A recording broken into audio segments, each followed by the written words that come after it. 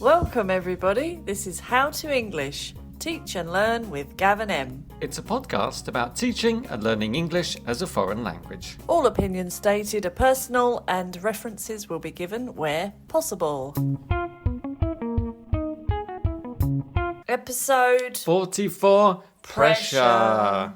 Yeah, Yeah? let's not sing. So, pressure, Gav. Pressure. What does it mean to you? What does it mean to me? Lots and lots and lots of things. What does it mean to our listeners, the teachers and students who are listening right now, Em? Yeah, that's Okay. what we're going to talk about. I've divided it into 4 different sections. Have you really? That's a good idea. I thought I decided to divide it, but let's carry on. I don't know anything about that. Okay. So I decided to start with students to teachers. Pressure, you mean? Pressure From students to teachers. Precisely. Uh-huh. And then I thought we could discuss teachers to students. Pressure. From teachers to students. Exactly. The third part of our episode today, Em, will be teachers to teachers. Teacher to teacher. So that means like me to me. And also you to other teachers. And okay, yeah. I thought we could include companies as well, because we do get a bit of pressure from companies. Yeah, we should talk about that too. And then finally, the final part of the show, Em, is students to students. Student to student pressure. Yeah. Okay. Out of all of those, Gav, I think for me the big one is the pressure I put on myself. Go on then, tell me about pressure on yourself. Well, I just think it's very hard to... I think I've mentioned before this imposter syndrome that I have. What is imposter syndrome? Do you want to say that again? What is imposter syndrome? What is what? Imposter syndrome. That's it, imposter syndrome. Imposter syndrome is when you feel like you're not qualified or you're not doing the thing you should be doing correctly. You just don't feel comfortable in the role. Even after all these years of Even teaching? after all these years. Yeah, I still do feel like I'm very nervous. I put a lot of pressure on myself. I think that's kind of when you second guess yourself a lot. I do that a lot. And I still get nervous, like before lessons. I still feel maybe I won't do it right. Do you really? Yeah. I don't know what you mean. Well, the only You time don't get that then? the only time I get that is when I'm teaching VIPs, very important people. What do you mean? Like who, for You know, example? like senior executives of companies, and I kind of melt in front of them. I get really stressed when I think about how to plan it, how to organise it, how am I going to teach this person? And then finally, when I'm sitting face to face or I'm screen to screen with them, I do get quite nervous and I start thinking, I'm not sure why I'm here or whether this person is going to listen to me. Well, because they're so important. It's not like you have to tell them their job, obviously, but it's because of who they are and their kind of ranking in their company. Yeah, then. exactly. They're just very important, and I'm not very important. I get that. So I think, get that. why are they? What's going to convince them to listen to me? What do I have that they don't have? And I'm not sure what it is. Well, they've paid for you to come to them to teach them something, so I'm guessing they're aware of what your sort of limitations are and what you're able to do, I guess. I don't think they're expecting us to teach them their jobs, which is what I feel sometimes I have to do or I should be doing, which is just stupid because clearly they've got to where they've got because of all their amazing qualifications and hard work. I can't come in and suddenly teach them how to negotiate properly because I think they already know how to do that. So I kind of remind myself that I'm there as an English teacher, that's my job, that, I need to just keep focused on what I'm there to do. But I find it very hard to remember that. And I feel, like I'm just trying to prove myself or something. Yeah. And maybe it's only, it's pressure I put on myself. Like, I don't think these people are really aware of the fact that they create that feeling. Do you not think so? Maybe some of them do. Maybe some of them are in that position because of that reason. Because they're really good at intimidating people. Yeah. But I think a lot of the time they're just there as a kind of break, that they just want a breath of air in the middle of their really busy day, and that you're there and, it's English and they haven't got to worry about that or think about that. So in fact, it's probably the opposite, that the pressure for them isn't even relevant, but we feel it a lot more. I do anyway, especially when you're walking into these grand buildings and... now it's online, it's a little bit more I don't know, level playing field. Is that the Maybe. expression? Level playing? Yeah. Yeah. I'm trying to think of the most VIP person that I taught. And It must be somebody. well, yeah, there was. I shouldn't probably mention who because he's still very important. So, He or she.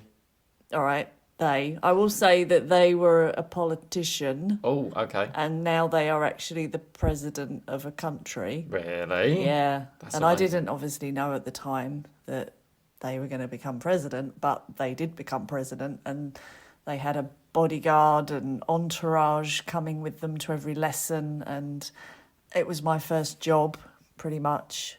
And I found out the day before I was going to teach this person. Wow. I don't know what happened. I think maybe the original teacher couldn't do it or wouldn't do it. I don't know. But I found out very short notice that I had to do it. And I remember being in the teacher's room practically in tears because I was just so overwhelmed with the stress of it and, the pressure.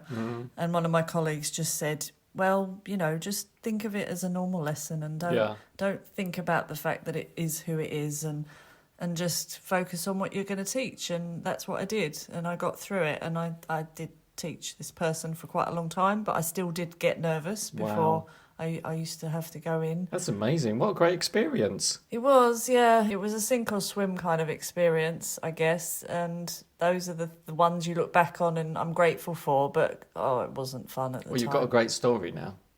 Yeah, I guess. Did you talk about politics with them? No, there were things I think you couldn't talk about. Like, I was kind of not briefed about, but he would definitely close down. He or she? They would definitely close down, and I'd be like, okay, we're not talking about that anymore.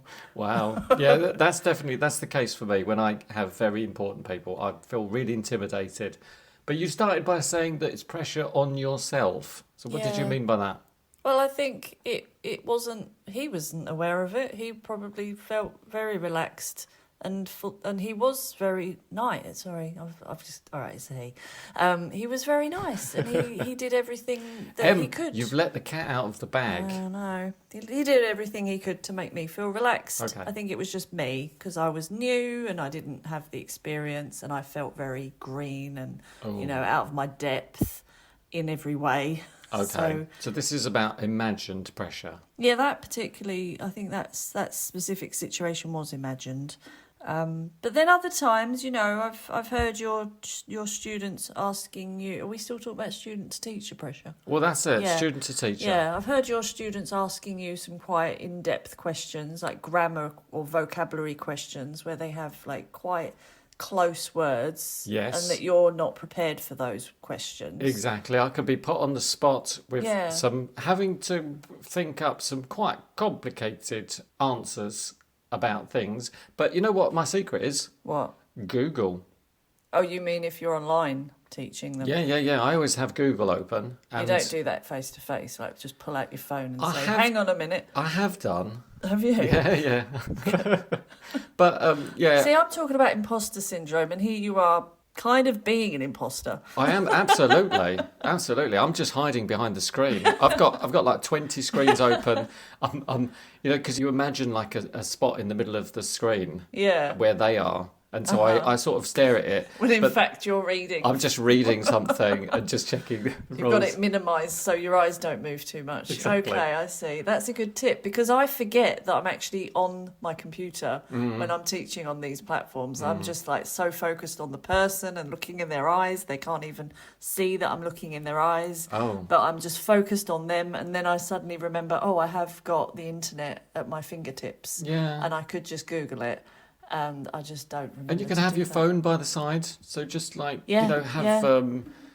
synonyms.com and just put something in there. Dictionary open. I That's I can't multitask. But I need to remember that it's all there if I need it.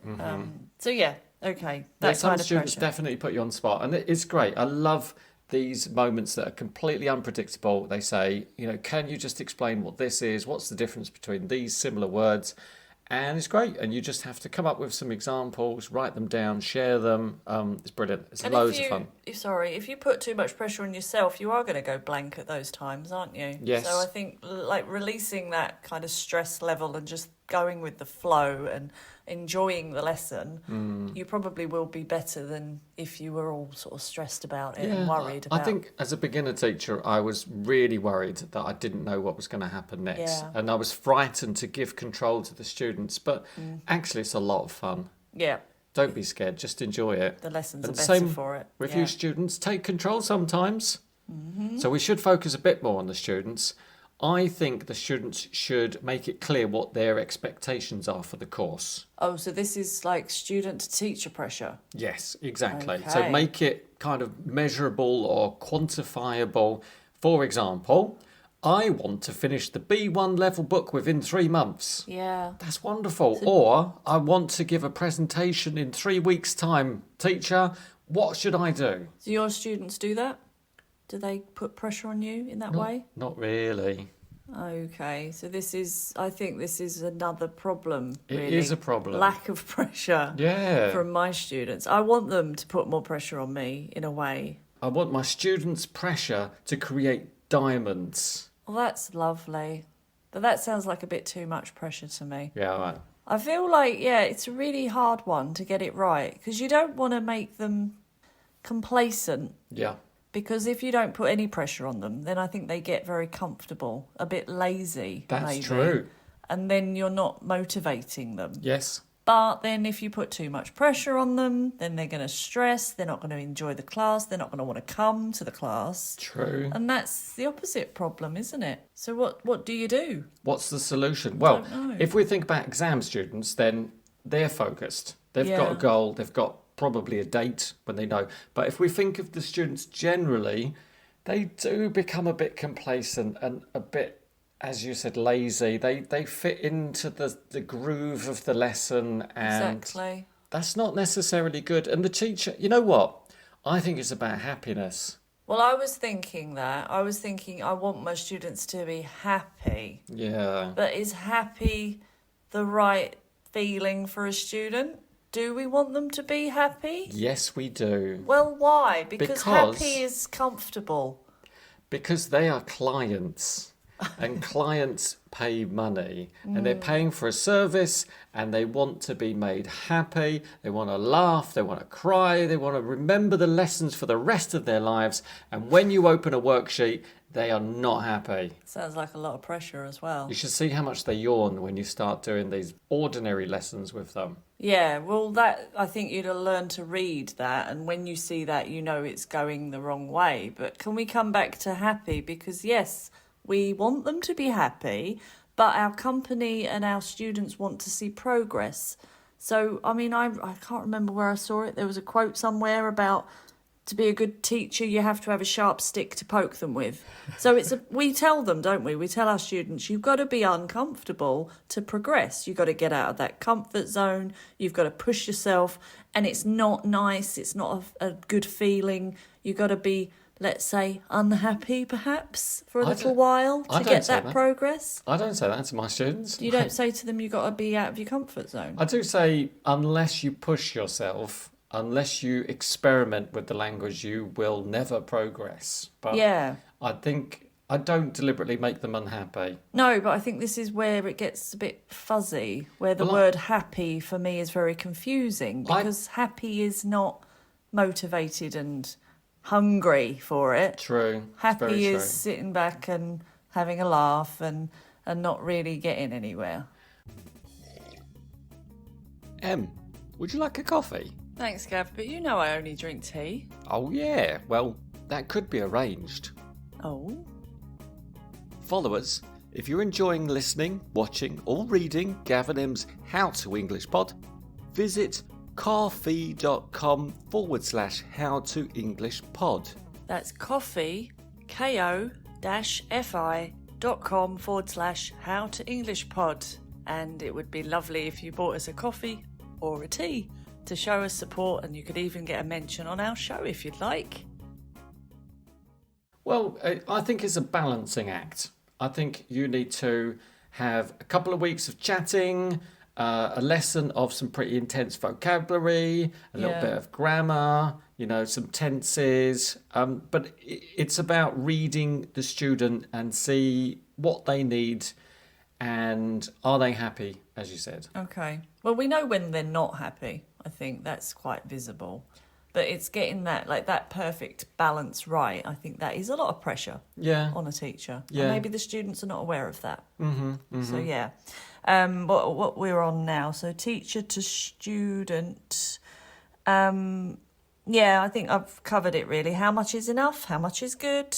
I feel bad asking them questions they don't know. Mm-hmm. I feel like, I don't know, which is weird because obviously that's what we're doing. We're teaching them things they don't know. I never put them on the spot. You never ask them anything? Well, I do, but I don't feel comfortable just putting them on the spot where they have to just answer a difficult question or... No. So it's more of an open question, or you kind of pose it as not a question?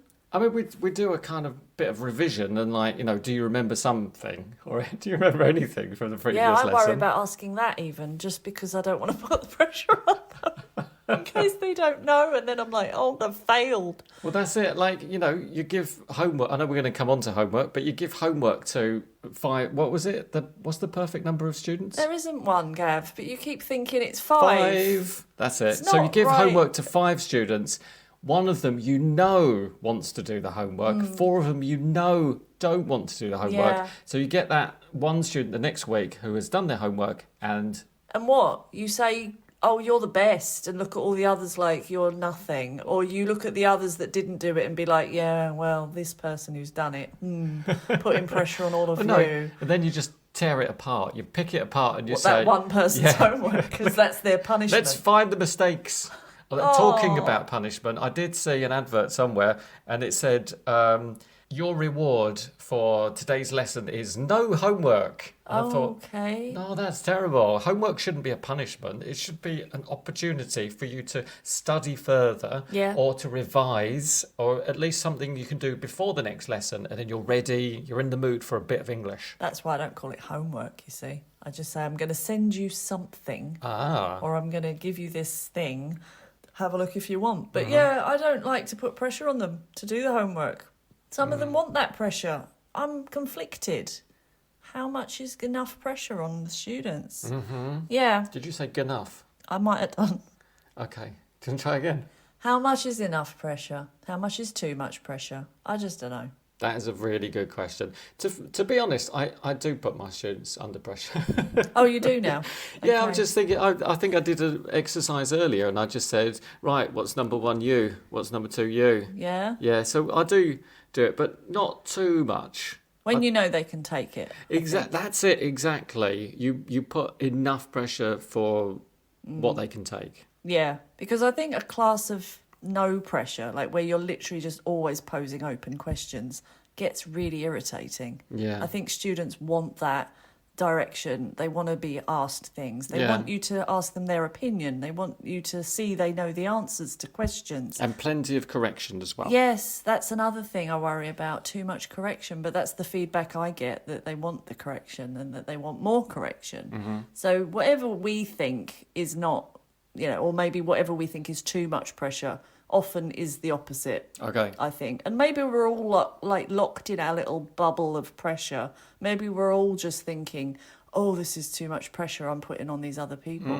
Or maybe everybody's thinking, I'm feeling so much pressure and nobody else is. But in fact, everybody is. And My students don't look like they're under any pressure at all. They're totally chilled out. Oh, okay.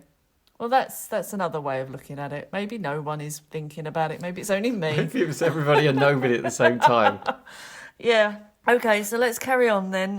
Teachers to teachers. Teachers to teachers. So what are you thinking when it comes to this sort of topic, teacher to teacher? I must admit, social media does make me feel like a really inferior teacher. Oh, how do you mean? When I look at the videos of these other teachers or the clips or the vocabulary, it's just all so concise. It's so... Succinct? Exactly. Uh-huh.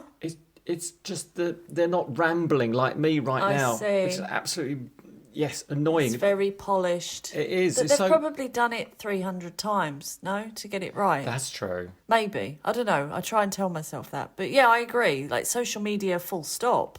I just think you shouldn't compare yourself. Yeah. If you're going to start looking at social media to judge whether or not you're a good person, teacher, whatever, you're not going to feel good about yourself, are you? That is very true. You shouldn't compare yourself to other people, especially on social media. That will destroy you. I think that is like a macro global thing though, isn't it? Like now we're so much more aware of what other people can do, are doing. I try not to think of them as competition. I think of them as brothers and sisters. Okay, fine. But yeah, I mean, the most competitive people are often brother and sisters, sisters and sisters. That was a brothers really and bad brothers. analogy, wasn't Kind of, yeah, because I think that's like where it's really bad within families. But Well, anyway. I'm definitely not competing. No. Just thinking more like other teachers. I'm thinking like even staff rooms. I remember always going to staff rooms and looking at what people were planning and talking about for their lessons and feeling very, like inferior. And my photocopy page of English file was probably not going to be as good. Compared to their activities and games and cutting up pieces of paper and rolling Coloured dice. pens, toys and all these great, amazing things.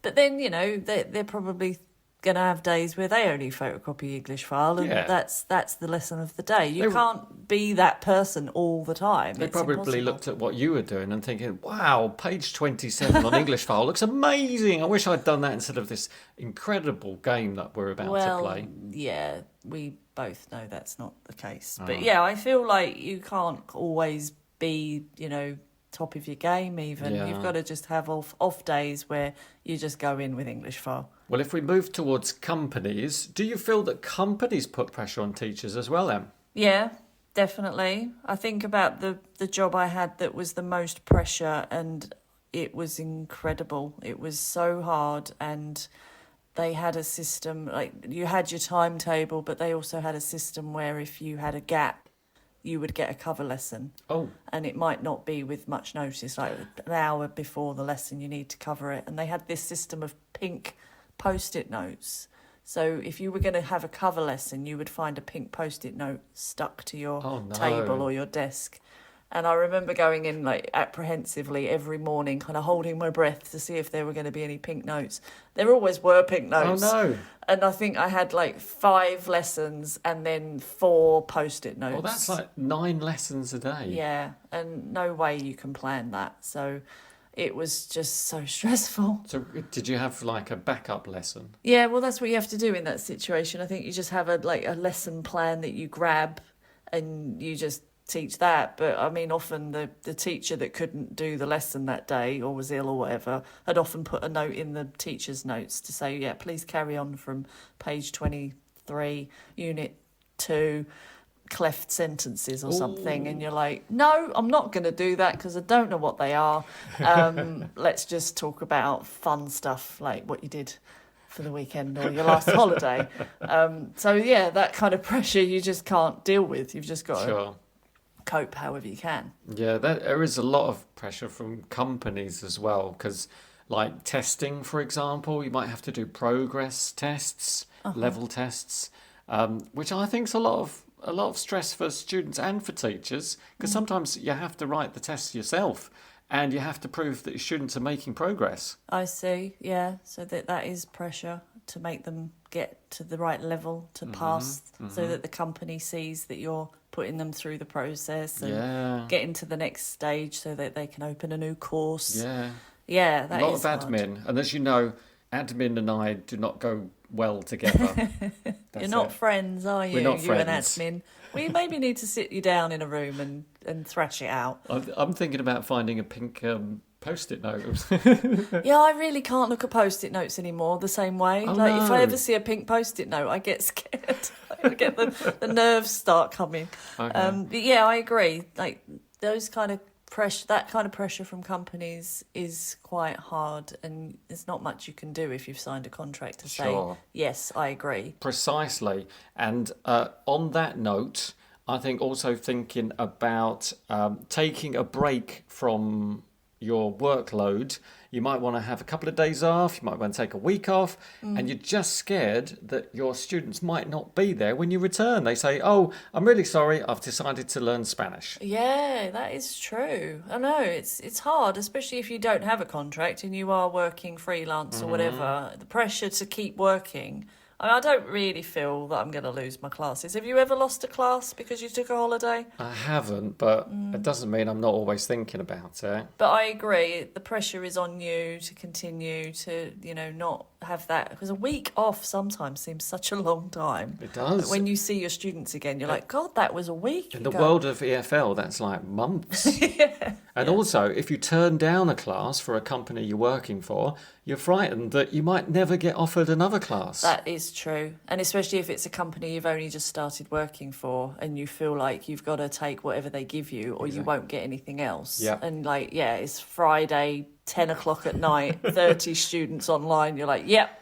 please give me that. I will do that for the next 3 years. Wow. And that's not good pressure, is it? You It's don't not. want to have to feel like you can't dictate or, you can't choose your own timetable. Yep. There's a lot of bad pressure. Do you think we can make this pressure positive pressure? In what way? What about on students? Students to students. Student to student I pressure. was thinking, find yourself a study buddy A study buddy. to encourage you. Yeah, I like that because obviously you're going to feel demotivated sometimes if you're studying a language, and then that other person is there to kind of push you to go to the lesson if you're not feeling like it, Yeah. to do your homework. Positive pressure. Pro pressure. Pro pressure. Pro pressure. Yeah. Pro pressure. Okay. That's great. So pressure could actually be a positive thing. That's what we're getting from this. Yeah, I think it's got to be, hasn't it? It's got to be the right kind of pressure because we thrive. We do thrive, I think, as a species, don't we? Under pressure. Well, yeah, some people say it's necessary. They stuck mice in a forest and they gave them, the wheels that you get in mice cages. Yeah. And they found that they went on them even if they weren't in a cage because they just liked the feeling of being on what are they called? Wheel. Running wheel. Okay. They just liked the feeling. Yeah. What's that got to do with what we're talking Well, about? we like that adrenaline. We like that thing that keeps, keeps you alive. Okay. And even if we haven't got it, Keeps you enthusiastic. yeah. So Okay. I think other student to student pressure. Study buddy. Study buddy. All right. Let's just stick with study Study buddy. buddy's good. I think also the teachers can consider making group activities. So the students are working together. So this pressure to develop and progress can be coming from other people. Definitely. And you have to pull your weight within your group and, create something amazing I like between that. you all. That's really good. I should do that more often. Students are working together. Okay, I'm going to put you in a breakout room or I'm going to make you go over there however I do it. And take your time, 5-10 minutes, just work on this thing. When you're ready, you come back to the group and we're all going to chat together. This is a great way to have some positive pressure. Yeah, because it doesn't always have to come from the teacher, does it? No. So, shifting that pressure to other people is a good idea. You're I not agree. putting the pressure on them, then they're doing it themselves. Yeah. Peer pressure. I think it's got a name. That's the one. We got there in the end. Yeah. So I've got just one announcement, Em, unless What's you've that? got some more before we wrap up. I think I've said all I have to say. Well, oh, yes, dealing with pressure. On that note, if anybody's still feeling a bit under pressure or even under the weather, they should have a look at episode 28, self-care. Yeah, self-care. That was a good one, That was a good one. So go back to that if you're looking for some tips on how to improve your environment, for example. Think about yourself. And I wanted to mention Lisa at Ace English Online, ACENGLISH Online, for subscribing to our podcast on iTunes. Ooh, are we on iTunes? We are on iTunes. We're on iTunes, on Spotify. We're everywhere, Em. Wow. Thanks, Lisa. Yeah, Found thank you us. so much. That's brilliant. If you want to find her, she's on Instagram, ACENGLISH Online, and she's there. And also, people can check out our YouTube. Yeah. Do you know we've got transcription now, Gav? We've got a really special app from Descript, and they've transcribed each episode. And what you can do is go there, you can listen, you can watch, And as Em speaks, her words light up and you can read and follow everything. It's absolutely amazing for... And you too, yeah, Gav? Not just me. And for me too. Both of us. Yeah, of It's course. like karaoke.